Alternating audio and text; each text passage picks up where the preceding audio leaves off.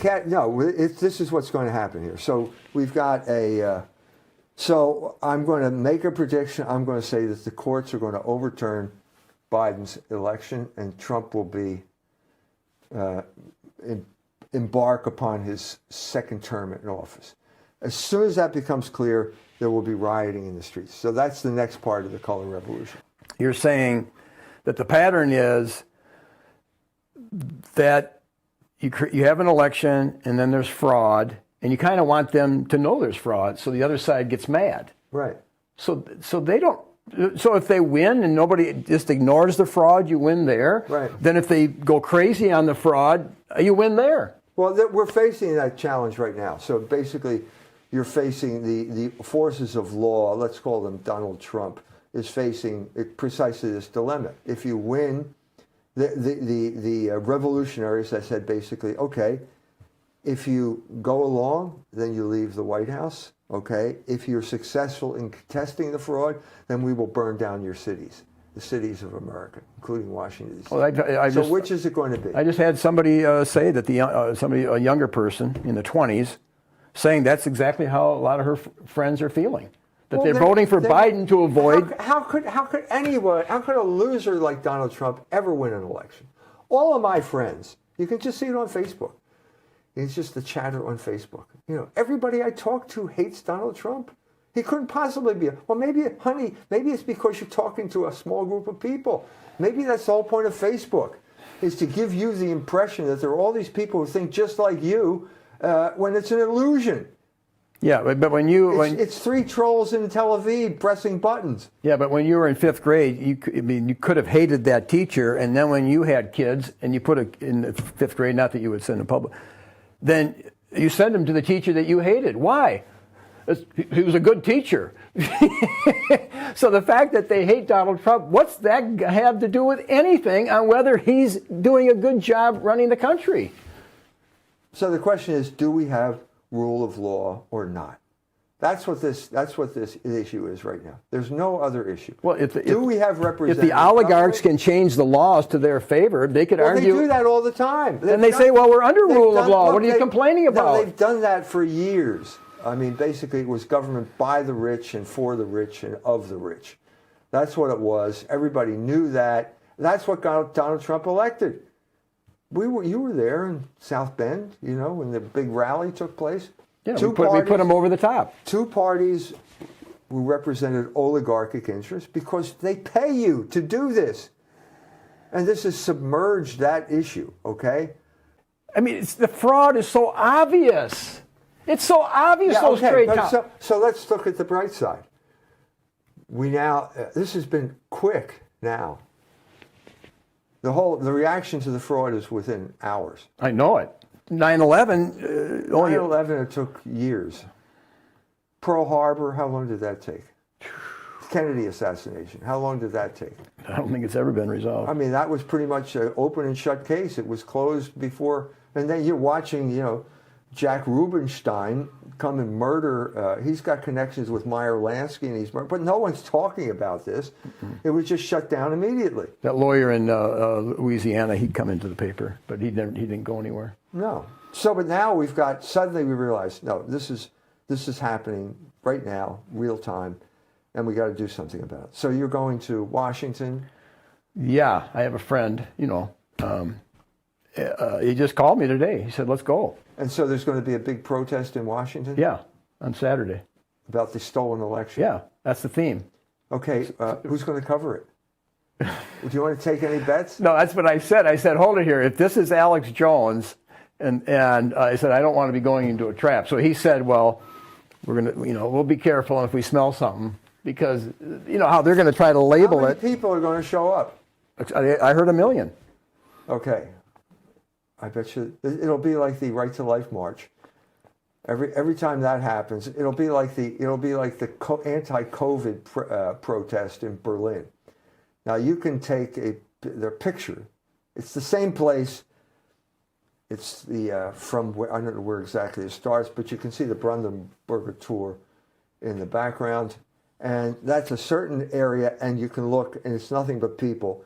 And so when it's the when it's George Floyd protest, It's the same number of people, and that's 1 million people. Then it's the anti-COVID protest, and it's the same place, the same number of people, and it's 13,000.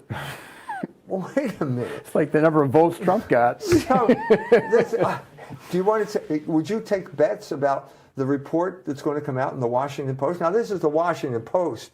This is a local story for the Washington Post. That's Jeff Bezos, right? And now, yeah, they bought the thing, and they did nothing but campaign against Donald Trump for the entire election. They didn't even come close to doing journalism. This is not journalism. This is the propaganda ministry for the Democratic Party. But what's going to happen? Okay, so if Trump wins and this movement kind of wins, they're going to kind of sweep 9/11 along with it. So what's let's look at what will happen if Trump wins. Can we go back and look at all of those articles that we've just been reading this week about President-elect Biden? Let's take it even further.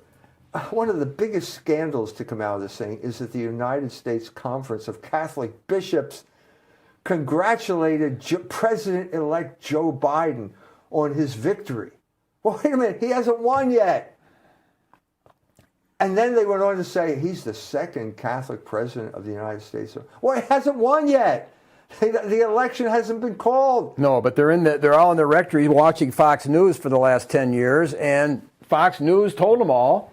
So what is going to happen to the credibility of, let's say, the Catholic bishops now? They, as a group, they have endorsed this voter fraud.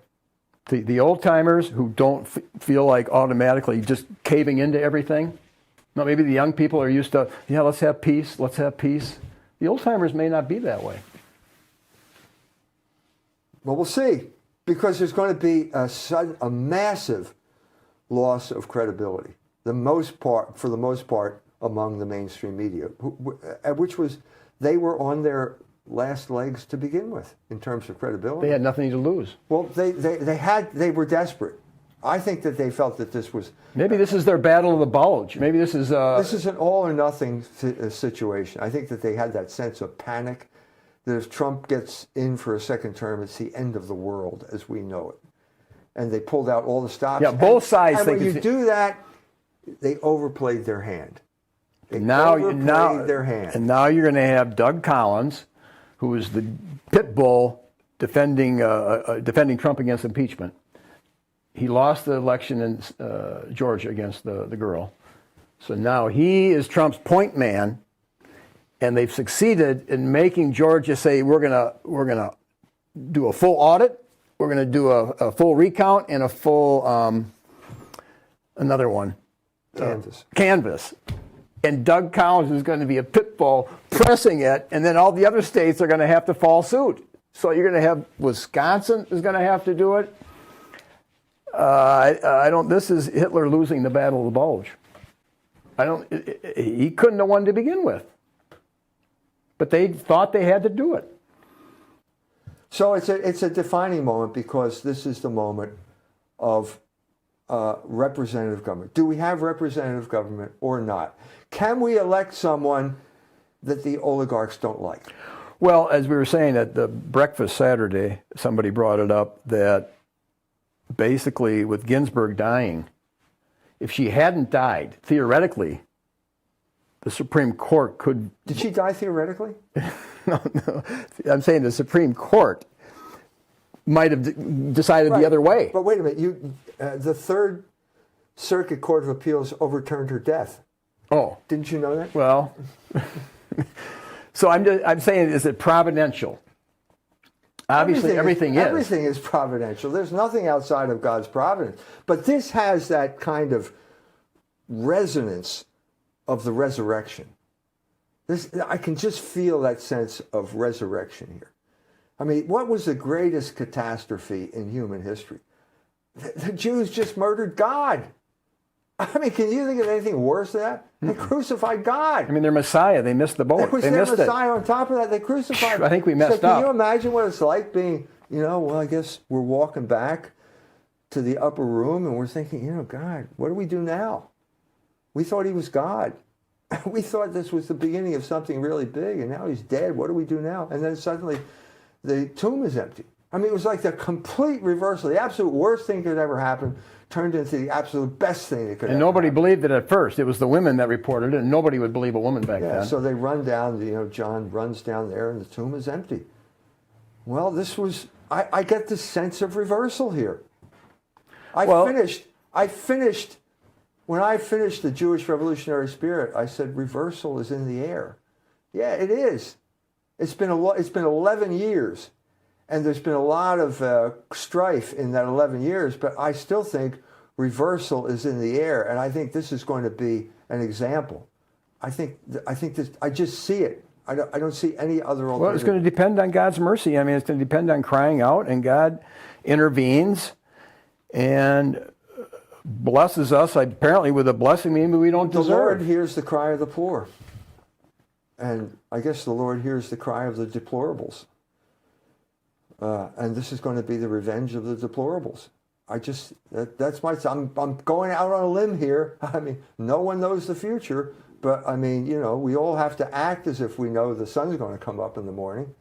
We all have to act as if it's going to get cold in winter, and you better get the warm clothing out. We all have to act on these, even though we don't know the future. And I'm saying this is where I see it going. And the main evidence, I think, is the hysterical tone among the mainstream media.